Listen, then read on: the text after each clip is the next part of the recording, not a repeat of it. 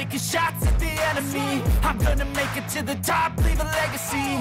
If I got something to say, you better let me speak. Turn it up a new degree. Marc Marquez merayakan kemenangannya yang ke-9 di Sachsenring dalam Grand Prix MotoGP ke-200, dan menegaskan kembali niatnya untuk tetap waspada meskipun keunggulan poinnya sangat besar. Pole dan double untuk Marc Marquez, yang kembali ke sirkuit favoritnya, meninggalkan sirkuit dengan keunggulan 83 poin atas sang adik, Alex. Selisih yang membuatnya terpaut 2 Grand Prix tepat setelah melewati pertengahan kejuaraan. Baik di grid, ruang pers, maupun di antara para penggemar, sulit menemukan suara yang mempertanyakan apakah pembalap Spanyol itu akan meraih gelar MotoGP ke-7-nya tahun ini. Marquez telah meningkatkan kecepatan dan mengumpulkan 4 kemenangan ganda berturut-turut, dengan 7 kemenangan hari Minggu dari kemungkinan 11 kemenangan. Di Jerman, trek kering menempatkannya kembali pada posisinya. Dan posisi tersebut, di trek ini, menempatkan pembalap asli Cervera, Lleida, jauh di belakang para rivalnya. Hal ini memungkinkannya untuk memanfaatkan keunggulan ini agar tidak berlebihan, berisiko mengalami kecelakaan, seperti yang terjadi pada banyak pembalap di belakangnya. Kecelakaan beruntun itulah yang memberi saya keunggulan untuk tetap fokus, yang memang sulit. Begitu saya melambat, saya tidak bisa mengukur bagaimana saya berkendara, jadi saya berusaha mempertahankan kecepatan. Saya mendapatkan Marin itu di tikungan pertama, di mana hampir semua kecelakaan terjadi, simpul pembalap Katalan itu, setelah meraih kemenangan ke-69 di kategori kelas berat. Angka itu kini menempatkannya di atas Giacomo Agostini sebagai pembalap tersukses kedua di kelas utama, hanya di belakang Valentino Rossi, yang menang 89 kali. Tidak ada cara yang lebih baik untuk merayakan Grand Prix MotoGP ke-200 saya, kata pebalap 93, yang mendedikasikan kemenangan itu untuk Borja Gomez, pebalap Spanyol yang meninggal akhir pekan lalu di Magny-Cours, dan seluruh keluarganya. Keunggulan lebih dari 80 poin atas sang kakak, dan lebih dari 4 balapan yang telah ia lalui atas Pek Cobanyaya, posisi ketiga di Sachsenring, menjadi tantangan tersendiri baginya ketika membayangkan bagaimana ia akan menghadapi paruh kedua musim ini. Cara terbaik untuk berlatih adalah dengan intensitas. Sementara itu, tim Tech3 mengonfirmasi bahwa Maverick Vinales menjalani operasi untuk mempercepat pemulihan patah tulang bahu kirinya dan tidak akan berada di Brno. Maverick Vinales telah menjalani operasi pada bahu kirinya dan, seperti yang dikonfirmasinya Sabtu lalu di Sachsenring, tidak akan hadir di Brno, tempat Grand Prix Republik Ceko berlangsung akhir pekan ini, ronde terakhir dari Doubleheader dan yang terakhir sebelum jeda musim panas MotoGP. Pembalap Spanyol itu mengalami kecelakaan tepat di awal Q2 Grand Prix Jerman, yang berlangsung dalam kondisi basah setelah menyelesaikan Q1 sebelumnya. Pembalap asal Rossis itu terpental akibat jatuh keras, menghantam aspal dengan sisi kiri tubuhnya, terutama lengannya.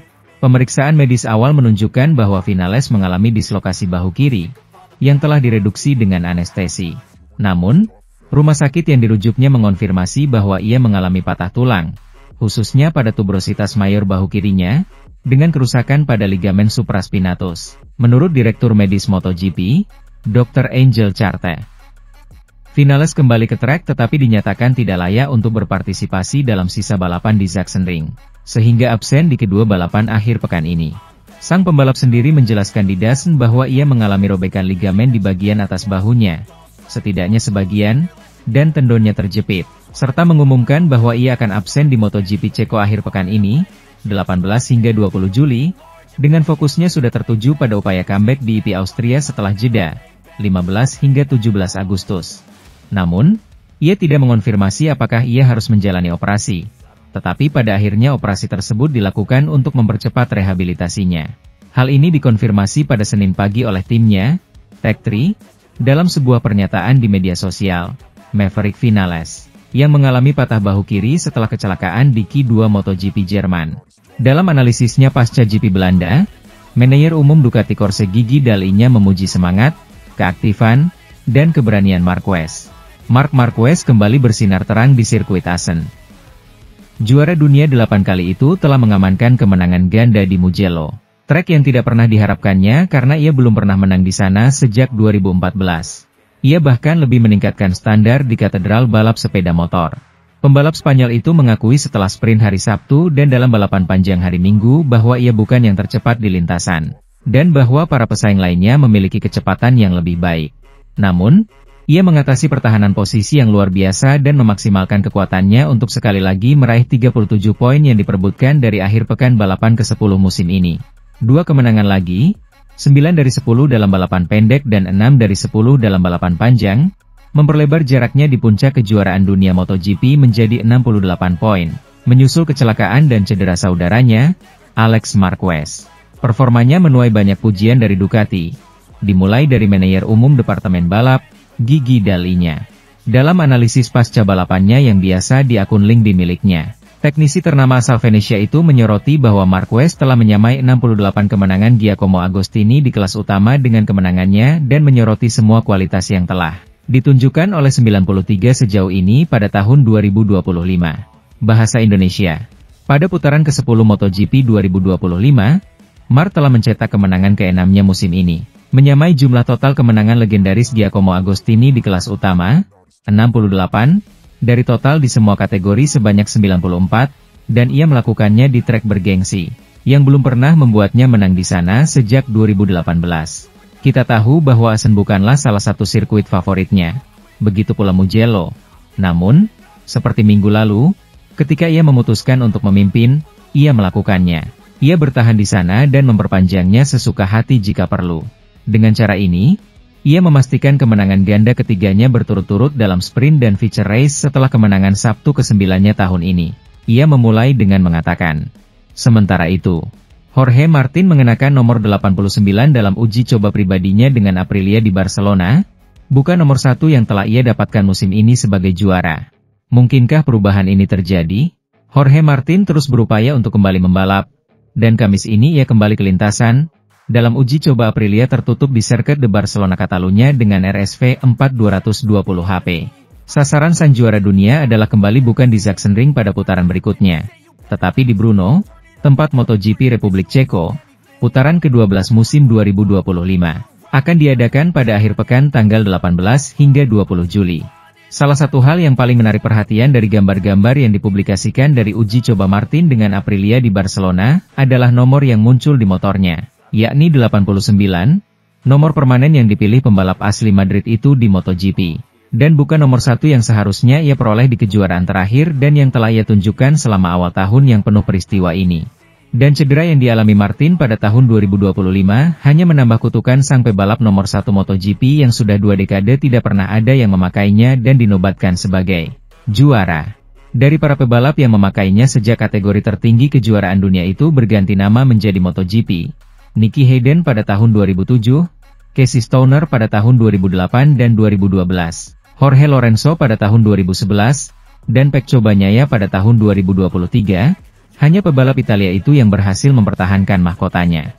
Sementara nama-nama seperti Marc Marquez, Joan Mir dan Fabio Quartararo mempertahankan nomor mereka setelah menjadi juara, Jorge Martin memilih untuk mengubah nomor 1, yang diperuntukkan bagi mereka yang mempertahankan gelar. Meski mengalami 2 kecelakaan mengerikan, Marc Marquez tidak mengalami cedera serius dan, yang terpenting, ia tidak kehilangan selera humornya. Pembalap Ducati itu akan berlaga besok untuk merebut posisi terdepan di GP Belanda. Tepat saat sesi pertama GP Belanda dimulai, Marc Marquez terjatuh keras dengan kecepatan hampir 200 km per jam yang membawanya ke aspal sirkuit Assen, di mana ia membentur siku kirinya dengan keras hingga tangannya kehilangan sirkulasi darah. Sorenya, saat latihan, saat para pembalap sedang memacu waktu di bagian akhir, dengan kecepatan penuh, ia terjatuh, kali ini pada kecepatan lebih dari 200. Terseret sejauh beberapa meter di sepanjang kerikil, menghantam dada, alat kelamin, dan dagunya, hingga memerlukan jahitan. Sebuah gambar yang mengingatkan pada kecelakaan serius di Mugello 2013, saat ia melukai bagian wajahnya yang paling tidak terlindungi oleh helm. Tepat saat Marc berbicara kepada media, Ducati merilis laporan dari Dr. Angel Charte, Direktur Medis MotoGP dan orang yang merawat pembalap tersebut.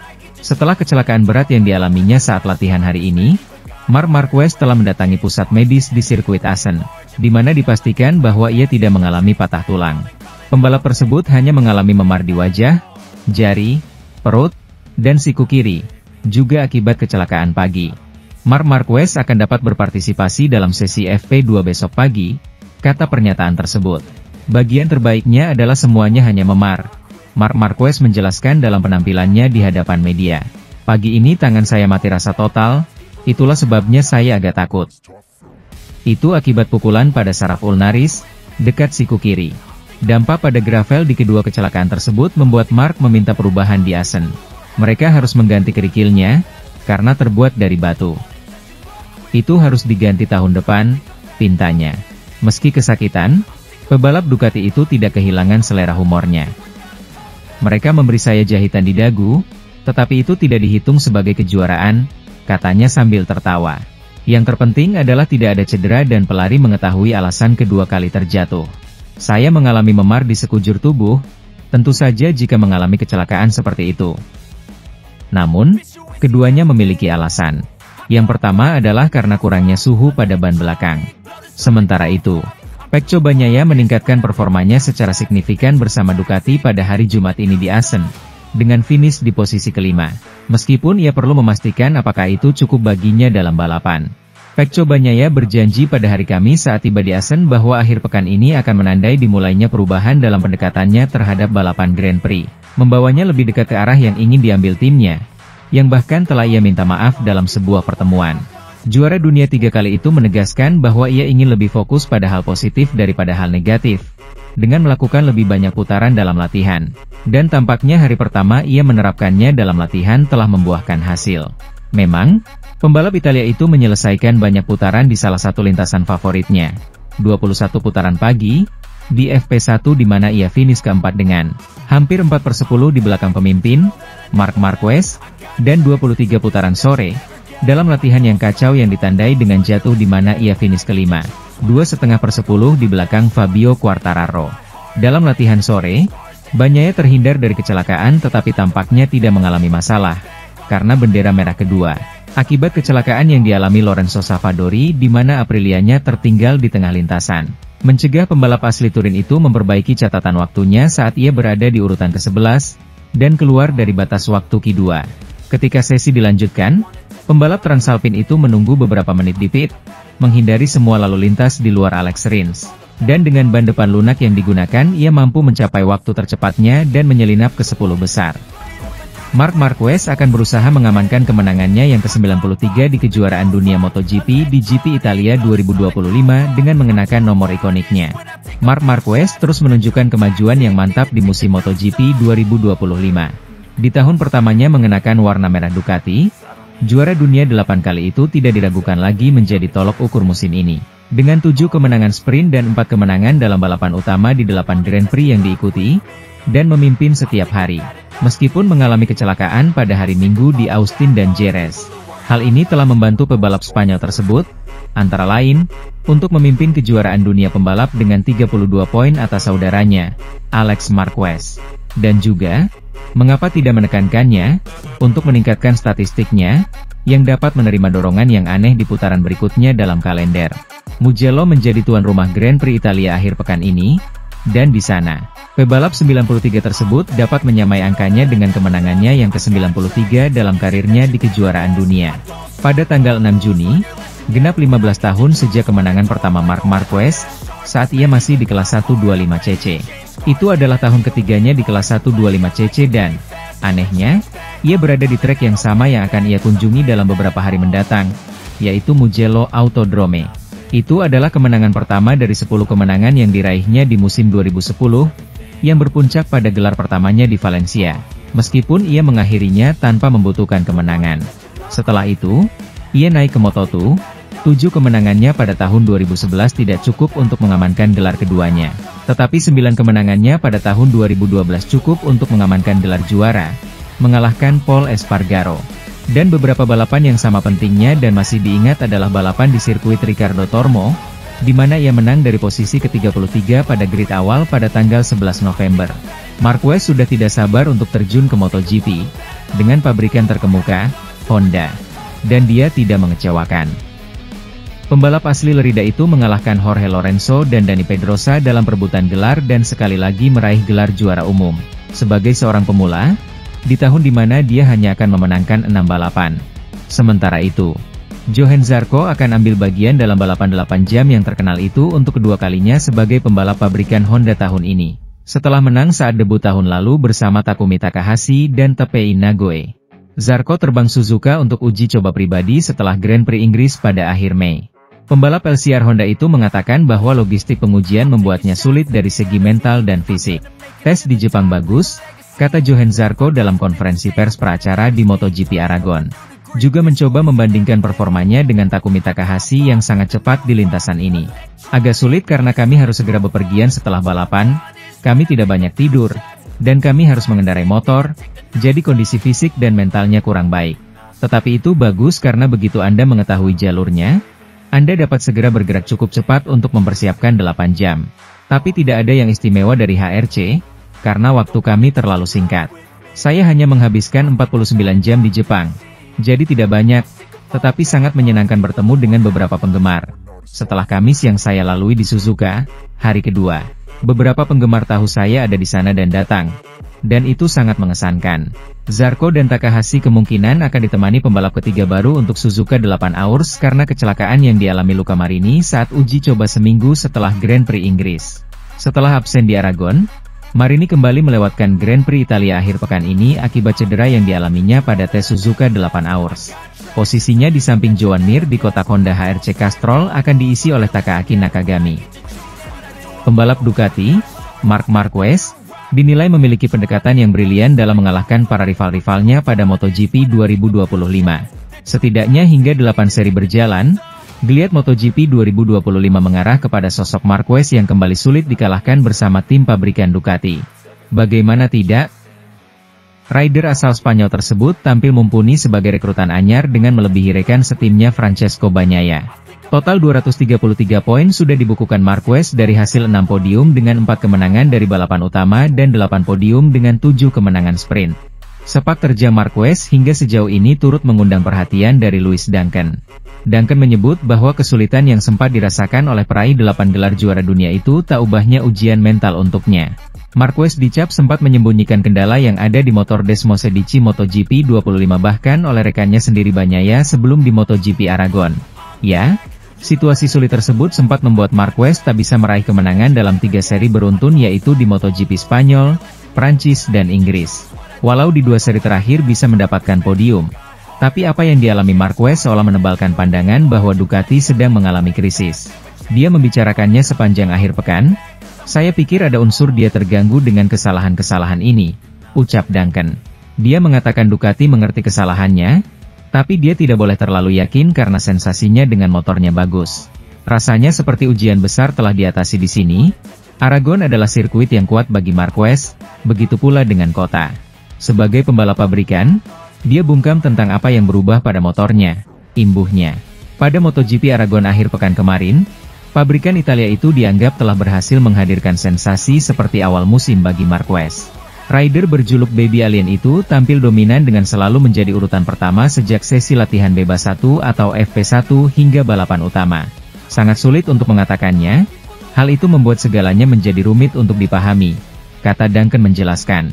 Pada dasarnya, Ducati telah kembali ke sesuatu yang memberinya sensasi seperti di awal musim.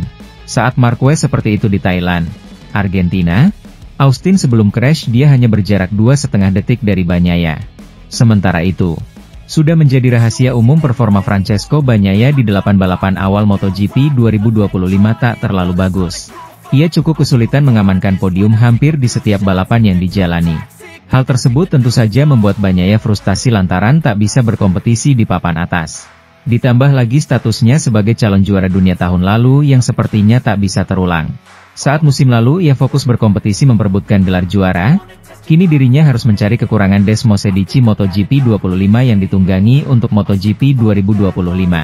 Penggemar Pecco Bagnaia boleh mulai semakin percaya diri menyambut sisa balapan musim ini. Pasalnya Bagnaia mengaku sudah menemukan biang keladi masalah yang ada di MotoGP 25. Kekurangan tersebut ia temukan saat melahap sesi uji coba di Aragon sejak beberapa waktu lalu. Rupanya masalah yang membuat Bagnaia kesulitan terdapat di area pengereman MotoGP 25. Pada sesi tes resmi di Aragon lalu, ia mencoba menggunakan rem depan dengan cakram berukuran 355 mm. Ukuran itu lebih besar 15 mm dari ukuran biasanya, yaitu 340 mm. Dengan cakram rem baru itu Bagnaia bisa lebih nyaman membalap. Rider asal Italia ini bisa menaklukkan tikungan-tikungan lintasan dengan lebih pasti. Saya rasa ini adalah perkembangan paling positif bagi saya musim ini, kata Bagnaia dikutip dari harian Metro. Ini menjadi penting setelah beberapa balapan bagi saya membangun kepercayaan diri sedikit demi sedikit.